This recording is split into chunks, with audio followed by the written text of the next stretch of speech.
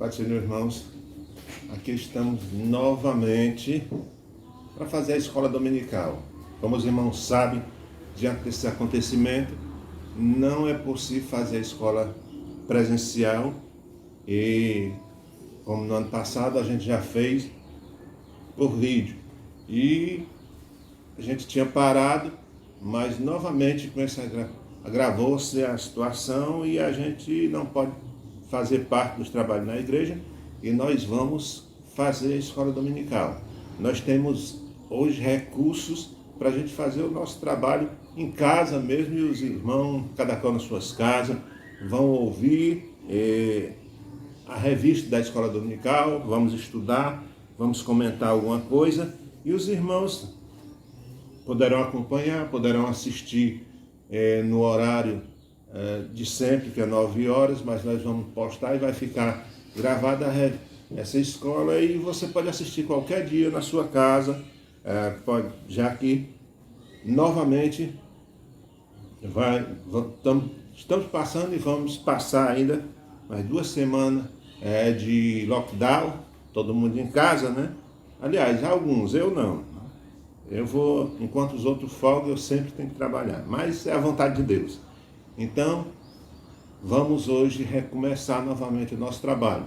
Lamentamos muito pela situação, porque como os irmãos são sabedores, a segunda pessoa da escola dominical era o nosso irmão Clésio, e como nós estamos aqui só de passagem, né?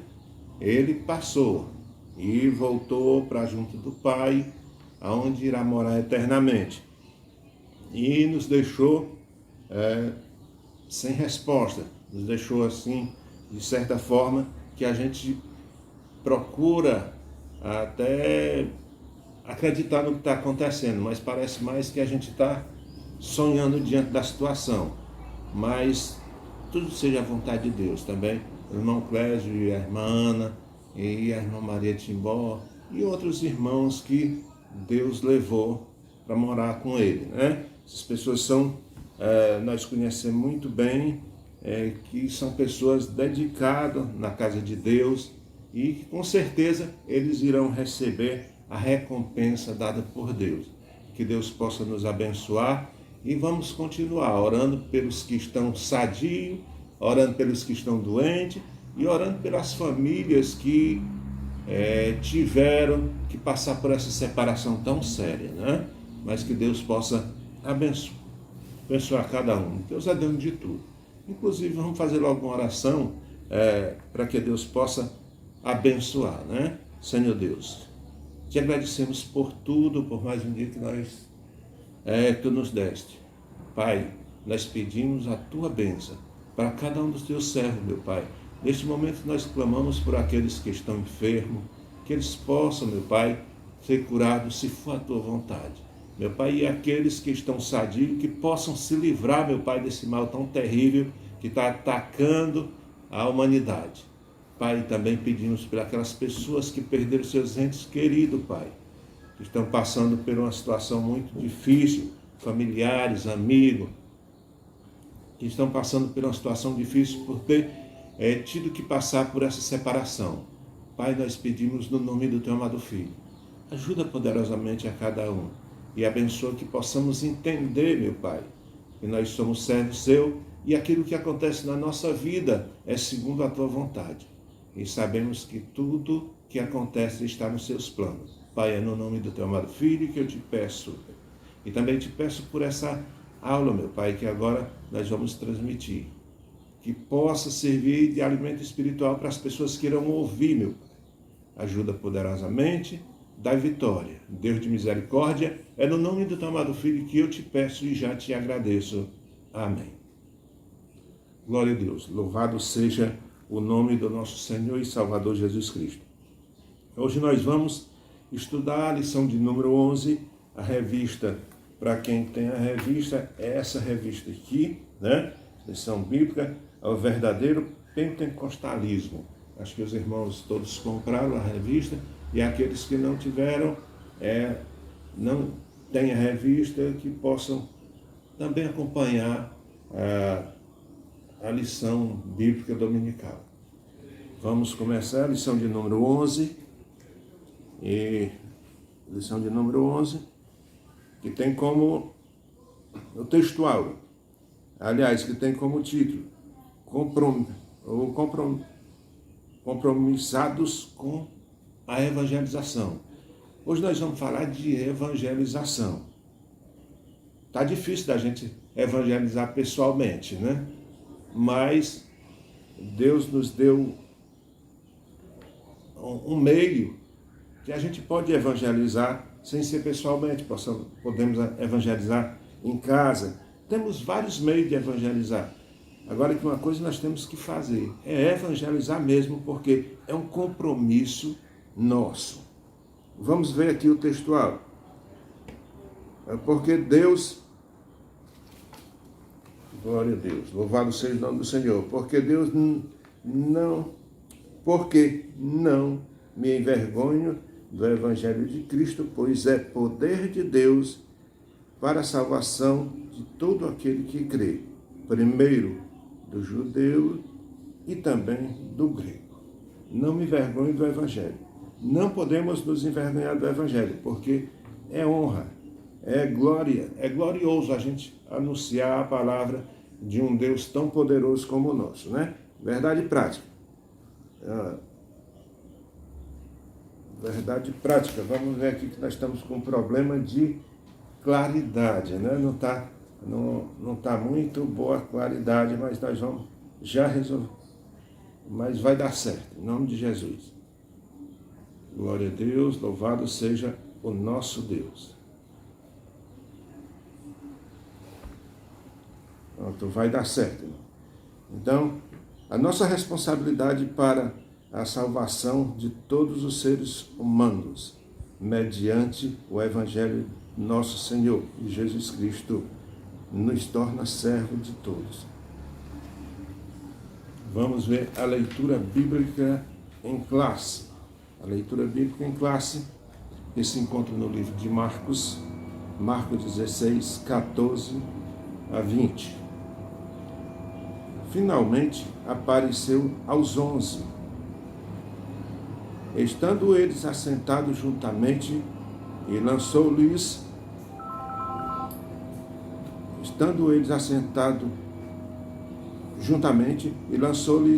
em rosto a sua incredulidade e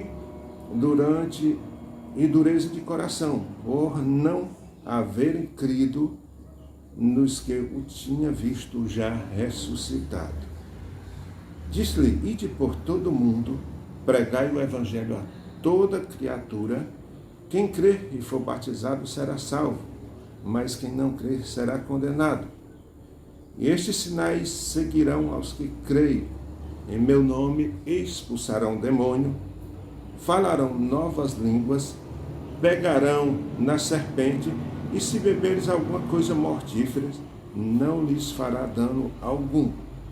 E imporão as mãos sobre os enfermos e os curarão. Ora, o Senhor, depois de lhes ter falado, foi recebido no céu e assentou-se à direita de Deus. Eles, tendo partido, pregaram por toda parte, cooperando com eles o Senhor e confirmando a palavra com os sinais que se seguiram. Amém? Até o versículo de número 20. Aqui nós vemos, podemos dizer assim, o começo ou a determinação do nosso Deus, depois que Ele ressuscitou, Ele dando essa tarefa, essa incumbência para os seus discípulos, para que fosse pregar o Evangelho, para que fosse anunciar aquele acontecimento. E fica na responsabilidade de cada um de nós que somos crentes, de anunciar a palavra de Deus, porque esse acontecimento é um acontecimento segundo a vontade de Deus e que não poderia ficar ali. E para que essa palavra fosse divulgada, Jesus responsabilizou de imediato os discípulos que saíram pregando a palavra de Deus e chegou até nós, já está com quase 2000 anos, que isso aconteceu com mais de 2000 anos, e nós continuamos a pregar a palavra de Deus porque não se cumpriu ainda tudo aquilo que Jesus disse que se cumpriria. Uma das coisas que ele disse que o fim seria quando fosse pregado o evangelho a toda criatura. E se o fim não chegou ainda, é porque ainda falta pregar o evangelho para alguém. E os pregadores desse evangelho somos nós. Cristo nos capacitou, nos escolheu e nos ensinou, mandou o seu Espírito Santo para nos ensinar a pregar a sua palavra. E por isso, irmãos, essa revista é muito importante para que a gente estude e para que a gente medite nela, para a gente não vir esquecer da nossa responsabilidade. Nós estamos passando por uma situação muito difícil, alguém pode até ficar assim, tímido, não querer falar da palavra de Deus, porque uma das coisas que Jesus falou aqui, nós vimos nesse versículo de número 17, Marcos 16, 17, expulsarão o demônio, falarão novas línguas, pegarão na serpente, e se beberes alguma coisa mortífera, não lhes fará dano algum, e imporá as mãos sobre os enfermos e os curarão. E nós estamos vendo muitas pessoas morrendo, né? Às vezes, e muitos crentes orando por outros crentes e os crentes morrendo. Mas eu quero dizer para os irmãos que isso tudo é vontade de Deus. Ele nunca disse para nós que ia mudar a história, né? A história é essa. As pessoas nascem, nós nascemos, nós passamos um tempo, e aqueles que servem a Deus, nós cremos que eles terminam a missão dele, quando ele termina, ele é acolhido, porque o nosso descanso não é aqui. Então, a gente vê aqui dizendo, porão as mãos sobre os enfermos e os curarão. Tem gente que fica até assim, mas por que os crentes estão orando e as pessoas estão morrendo? Irmãos, a nossa vida aqui é uma passagem. Se alguém da sua família, um parente seu, como aconteceu na nossa igreja, alguns irmãos que partiram para a eternidade, dentro da palavra de Deus nós vemos que os ensinamentos de Cristo é que nós passaríamos aqui um tempo e que nós iríamos morar com o Pai. Isso é que está acontecendo. Não, mas esse versículo vai cair em contradição. Não vai não. Você vai orar e vai ter hora que Jesus vai curar. Vai ter hora que Deus vai restaurar. Mas vai ter hora que Jesus não vai curar. Jesus não vai restaurar. Porque as coisas são a vontade de Deus e no tempo de Deus. Se é o tempo dele curar, ele cura. Se é o tempo dele levar, ele leva. Então, vamos pregar a palavra de Deus. Se alguém chegar para você e perguntar, por que está tanta gente morrendo? É a palavra de Deus, o cumprimento da palavra de Deus. Mas Deus é culpado disso? Não. O culpado disso é a humanidade. A humanidade é que faz com que essas coisas aconteçam. Então, se alguém parte para a eternidade, é a vontade de Deus. Se estamos passando por essa situação, é a permissão de Deus. Não é a vontade de Deus que a gente sofra, que a gente passe por isso tudo. Mas Deus permite. O homem fez, o homem criou, e o homem passa pelas consequências, sofre pelas consequências dos acontecimentos, das coisas que ele mesmo cria, né? Mas a nossa responsabilidade é dizer para o povo, Jesus salva, Jesus morreu para perdoar o meu pecado e o seu. Se você aceitar Jesus, mesmo que você morra, mesmo que você parta para a eternidade, mas se você for com Cristo, você vai ter vida eterna, você vai morar junto do Pai, você vai gozar com o Pai. Nós temos que fazer aquilo que a palavra de Deus diz, apresentar às pessoas as bondades que vai existir se nós aceitarmos a Cristo como Salvador, se as pessoas aceitarem a Cristo como Salvador. Então, as coisas ruins, essas coisas que acontecem, são aqui, elas passarão, mas Jesus Cristo nos garante um lugar que aonde não há morte, aonde não há dor, aonde não há choro, aonde não há pranto. E diante dessa situação que nós estamos passando, é uma boa oportunidade para a gente dizer para alguém que está sofrendo, olha, nós temos aqui uma saída, nós temos aqui um caminho, que se nós aceitar esse caminho, se nós formos por esse caminho, nós vamos morar num lugar que não vai ter mais dor, não vai ter mais morte, não vai ter mais sofrimento. Lá vai ser só bênção, nós vamos estar ao lado do Pai. Agora, para isso, você tem que aceitar Ele como seu Salvador. É uma hora difícil, mas oportuna para pregar a palavra de Deus. A introdução da nossa lição vamos ver aqui a introdução.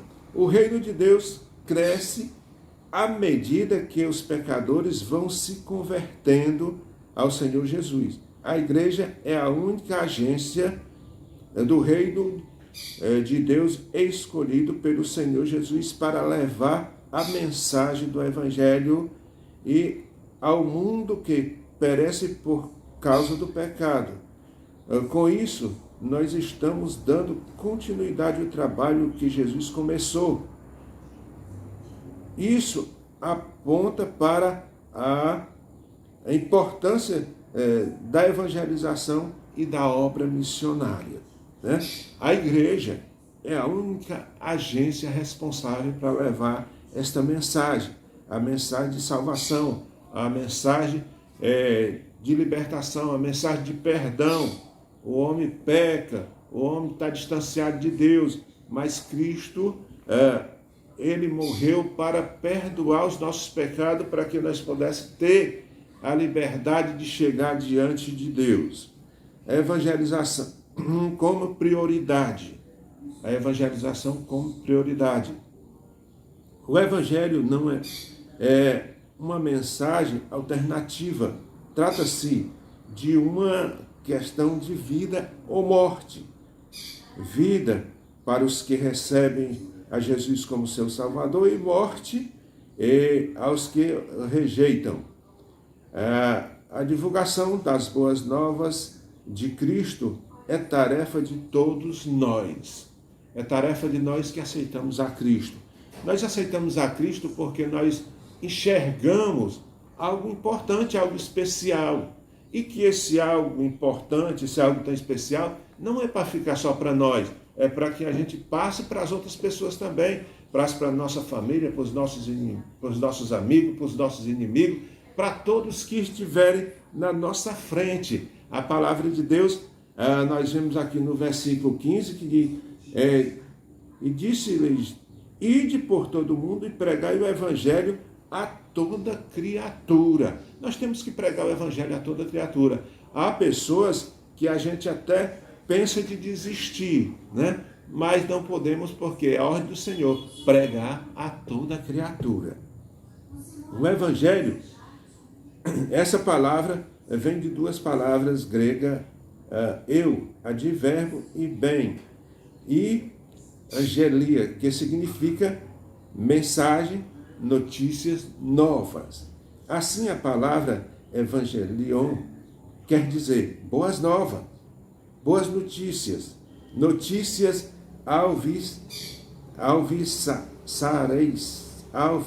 sarei. Nome assim meio complicado, né? É a mensagem de Cristo que salva o pecador. O pecador precisa ser salvo. E para ele ser salvo, ele precisa da mensagem de Cristo. Ele precisa ouvir a palavra de Deus, o ensinamento da palavra de Deus. E quem vai pregar a palavra de Deus somos nós, que somos a igreja do Senhor aqui na terra.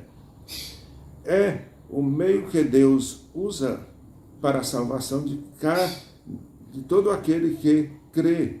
Só por meio do Evangelho é que o ser humano conhece a salvação na pessoa de Jesus. É só pelo Evangelho, só através do Evangelho é que os pecadores vão conhecer a palavra de salvação, né? O Evangelho é a palavra transformadora, a palavra de boas novas, como nós já vimos aqui. E esse Evangelho está nas nossas mãos para nós pregar para as pessoas. A única o único Salvador do mundo. O Evangelho são as boas novas que falam da ressurreição de Deus, da salvação e do perdão dos pecados na pessoa do nosso Senhor Jesus Cristo. É o Evangelho da graça de Deus. As Escrituras nos ensinam que todos os seres humanos são pecadores e precisam se reconciliar com Deus. Todos pecaram e destituídos estão da glória de Deus. Isso é que diz a palavra de Deus. Mas existe uma solução, existe um perdoador. Jesus Cristo pagou o preço do perdão dos nossos pecados. E nós temos que dizer para as pessoas, anunciar para as pessoas, né? Não existe um meio de salvação sem Jesus. Sem Jesus não há salvação, porque Jesus foi quem veio e pagou o preço, Jesus foi quem cumpriu todas as exigências para que nós tivéssemos direito à salvação. Jesus veio ao mundo, sofreu, padeceu, não pecou, foi fiel, deu a sua vida por nós. Então, só por ele é que existe a salvação. Ele mesmo disse, ninguém vem ao Pai senão por mim. Você quer chegar ao Pai? É só por Jesus. Não vamos querer chegar ao Pai por outro caminho, porque nós não vamos chegar. Também afirmou, o campo é o mundo todo que tem que ser ganho. Nós temos que pregar o Evangelho a toda criatura. Quando todo mundo ouvir a palavra de Deus, então virá o fim. É o que diz a Bíblia Sagrada. A pregação do Evangelho é uma necessidade imperiosa, porque não existe salvação sem Jesus. E o campo é o mundo. E isso nos mostra a grande responsabilidade do Evangelho local e mundial. Essa grande responsabilidade. Você vê, o mundo é grande, muito grande, mas o Evangelho tem que ser pregado e o Evangelho é quem transforma essas pessoas. Uma urgência legítima. O Senhor Jesus constituiu a igreja como única. Ele constituiu a igreja como única agência do reino de Deus na terra, encarregada de anunciar essas boas novas de salvação. É necessário, pois, a mobilização de toda a igreja para que esses métodos sejam alcançados. É necessário a mobilização de toda a igreja. Nós vemos que nos nossos dias nós temos muitas igrejas bonitas, luxuosas, confortáveis, né? Muito boa. Mas eu quero dizer uma coisa para os irmãos. É bom estar na igreja. É bom se sentar na igreja e ter um ventilador ele ventilando. Mas para isso, irmão, nós temos que se lembrar que ganhar alma, pregar o Evangelho não é aquilo. Aquilo é um momento de adoração. Nós vamos lá para adorar a Deus. Mas naquele momento de adoração, aí nós temos que ver o aumento da responsabilidade que nós temos de pregar o Evangelho. Porque enquanto nós estamos ali no bem bom, né, existe almas perecendo, almas morrendo sem Cristo, pessoas morrendo sem ter o conhecimento da palavra de Deus. Então nós temos que pregar o Evangelho, porque o Evangelho é responsabilidade nossa. Nos dias apostólicos, era uma prosperidade, era uma próspera, aliás, dos dias apostólicos, era um próspero ganhador de alma. Devemos seguir o modelo. Jesus foi enviado ao mundo para suprir as necessidades. Isso é feito mediante o Evangelho. Devemos, portanto, agir como o apóstolo Paulo, Romanos 1 e 6. Devemos pregar o Evangelho. O Evangelho tem que ser pregado a tempo e fora de tempo, né? Como diz a palavra de Deus. Nós temos que anunciar o Evangelho para que ninguém venha se desculpar e dizer que é inocente. Nós vemos que na passagem bíblica que muitos irão dizer: Senhor, eu não ouvi, e nós não podemos levar essa culpa, né? Nós temos que pregar a palavra de Deus. Mas, especialmente depois da Reforma Protestante, não se pretende aqui fulanizar, pois o que nos importa é a compreensão do assunto à luz da Bíblia. A nossa teologia, antes, convém ressaltar que a nossa teologia é pentecostal e vem diretamente das Escrituras Sagradas, vem sem intermediação das teologias da Reforma Protestante. A teologia pentecostal que nossos pais nos legaram não deve nenhum teólogo, ou reformador como intermediário. A CPAD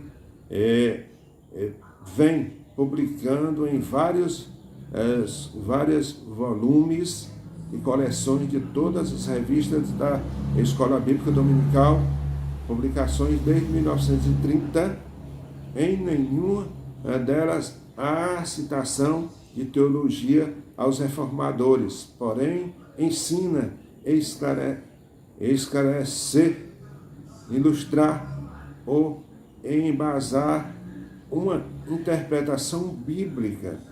A nossa teologia é original e estritamente bíblica. É um dos legados deixados por nossos pioneiros. Amados irmãos, nós vemos aqui que hoje as pessoas falam muito de teologia. A teologia ela tem um grande espaço, né? Ela é um grande espaço. Muitas pessoas criam, aumentam, outros diminuem. É um espaço muito grande, mas é uma maneira de você estudar a palavra de Deus. Só que você tem que também filtrar o que você está estudando. Você aprendeu teologia, você se dedicou em teologia. As pessoas falam muito de teólogo, mas eu quero dizer uma coisa: o teólogo ele aprende de tudo, ele vai aprender de tudo. Eu passei 4 anos fazendo teologia, eu aprendi de tudo. Agora só que nós temos que fazer o que é certo. Aí vem a filtragem, né? Nós temos que filtrar, nós temos que ver o que é que deve ser feito e o que é que não deve. Eu achei muito proveitoso o tempo que eu estudei, porque agora eu sei o que é fazer o certo e sei o que é fazer o errado.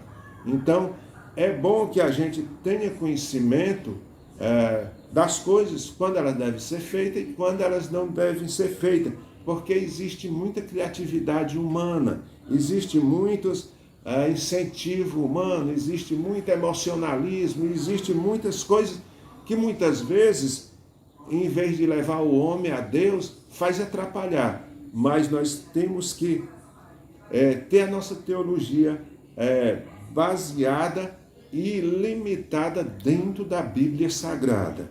Isso nós vamos ter um bom proveito. E a igreja que se baseia no pentecostalismo é uma igreja que ela se rege muito pela Bíblia Sagrada. E nós devemos fazer isso, porque é aonde existe garantia. Não adianta eu criar alguma coisa e essa coisa que eu criar não existir uma garantia, uma base bíblica. Porque Jesus promete e ele faz, mas quando nós estamos dentro da palavra dele. Se nós formos criar a nossa própria teologia, o nosso próximo pensamento, se não estiver dentro daquilo que Jesus prometeu, nós vamos falar, mas não vai ter nenhum cumprimento, porque as coisas se cumprem quando estão baseadas na palavra de Deus. Por quem Jesus morreu? Essa é uma pergunta interessante. Há muitas discussões teológicas sobre o tema, mas nos últimos tempos os debates se concentra entre duas interpretações das Escrituras: a expiação limitada e expiação ilimitada. Veja que essas duas coisas que a teologia ela se aprofunda nisso, e criaram uma teologia limitada e uma teologia ilimitada. Vamos ver o que é que diz a teologia limitada. Trata-se da ideia de que Jesus morreu apenas por um grupo restrito de pessoas escolhidas desde antes da fundação do mundo. Eu já vi muito falar sobre isso, que Jesus morreu por um grupo de pessoas escolhidas que desde a fundação do mundo ele já escolheu. Mas eu não concordo com isso, mesmo porque se ele já tivesse escolhido, não precisava ele ter vindo morrer, né? Já estava escolhido, ele não tinha precisão nenhuma de Jesus deixar o trono de sua glória, vir aqui na terra e dar sua própria vida para morrer por alguém que já estava escolhido. Então, ele veio para dar condição para todo aquele que crê ser salvo. Eu penso nisso, né? Esse é o meu ponto de vista.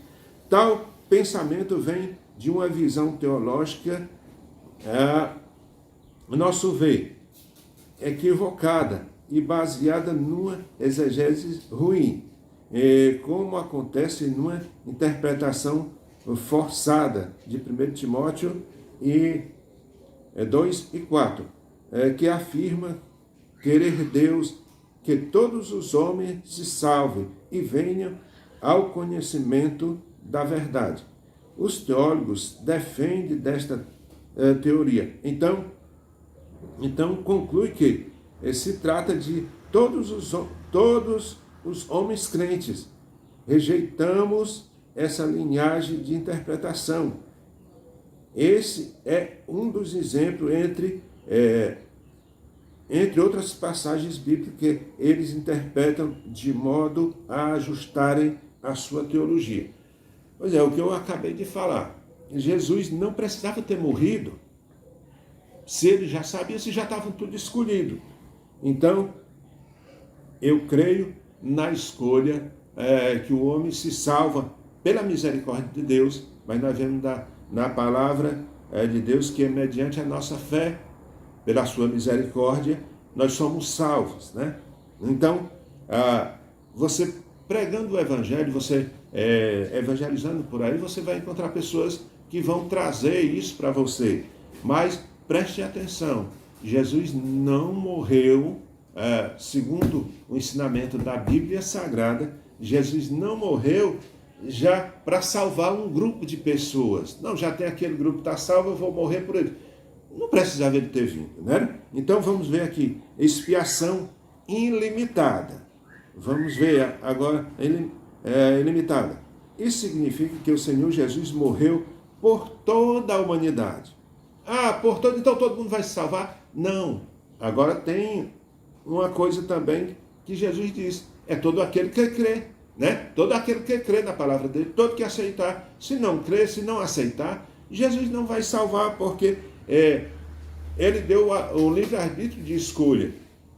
Mas para que nós tenhamos direito, nós temos que escolher, né? Nós temos que escolher a Jesus Cristo. Se não escolher, nós não podemos gozar daquilo que ele prometeu.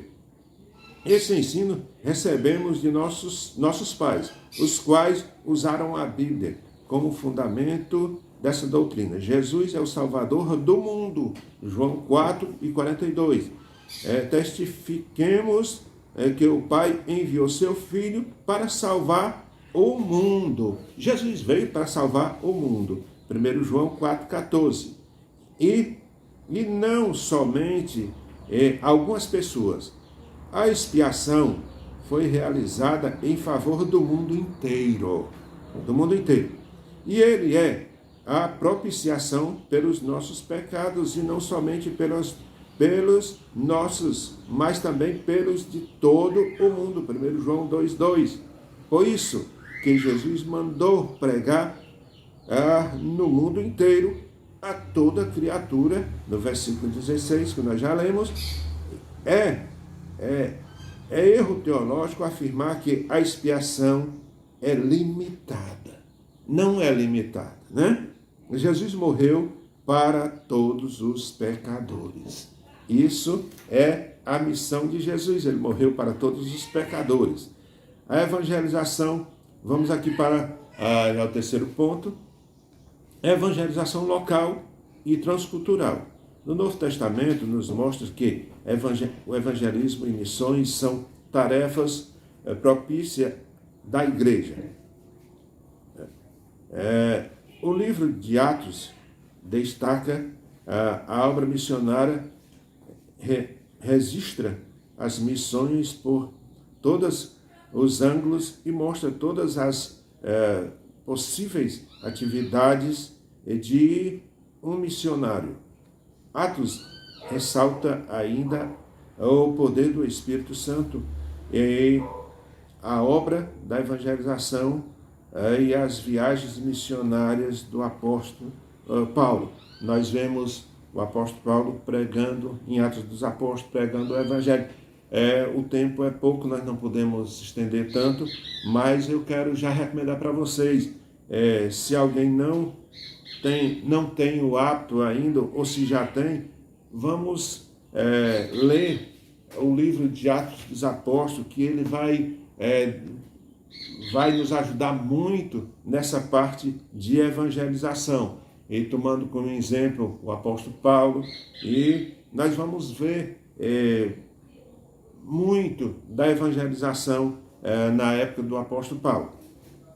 Então, a evangelização é um ato de comunicar as boas novas de salvação a todas as pessoas por meio da palavra e ações.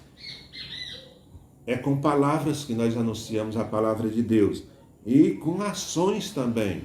Vai ter momentos que nós vamos pregar a palavra de Deus, nós vamos ser reconhecidos como pregador da palavra de Deus. Vai ter momentos que vai ser com palavras, vai ter momentos que vai ser com ações.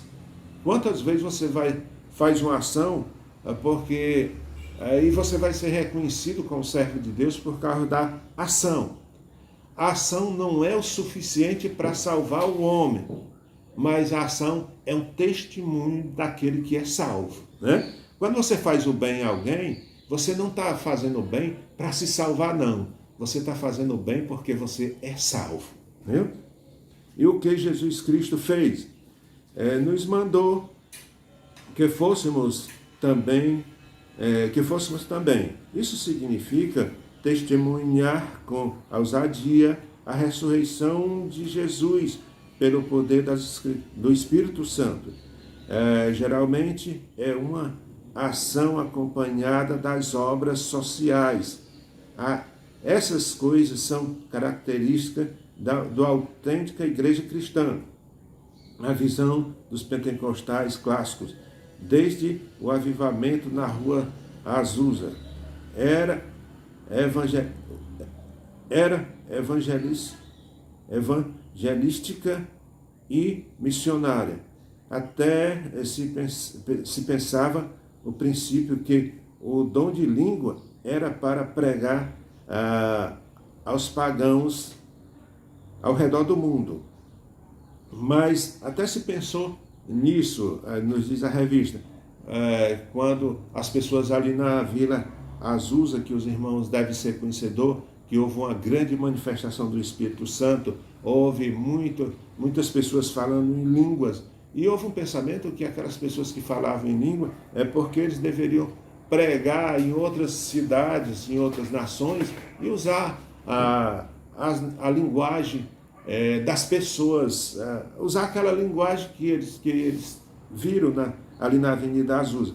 Mas não, foi descoberto depois que essas línguas